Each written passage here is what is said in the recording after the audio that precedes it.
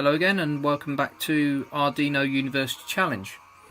The challenge set this week, number 2, was to produce an interactive bike light using, as you can see, the Arduino Uno. Oops, let's take that out of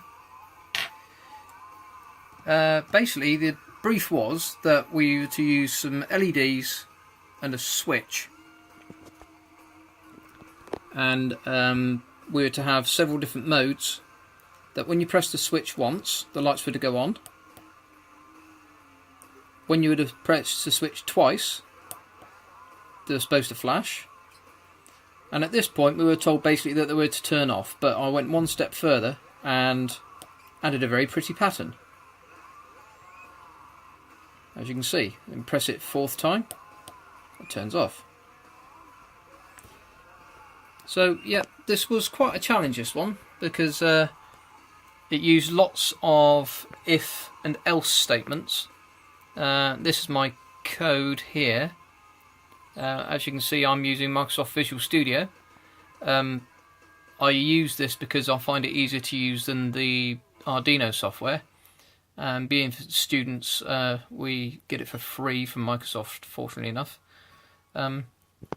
But as you can see here, there's I used an array at the top to set the pins. I used a val command to read the variable for the delay, and I used button state to count the amount of presses the button had. Yeah, so this was quite interesting, a challenge. If we scroll down, you can see here we've got val is checking to see if the pin is low, to see if the button's been pressed. And basically it's saying if light mode is 0, i.e. if the light is off, that it turns the light on. Or else, if it's already on, i.e. if light mode is number 1, it's going to blink the light. If you scroll down, we've got a nice pretty pattern which is produced at the end.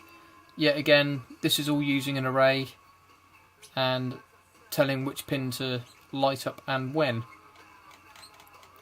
Now, this challenge this week was pretty challenging. Next week's challenge is to use the Arduino Uno and breadboard to produce sound.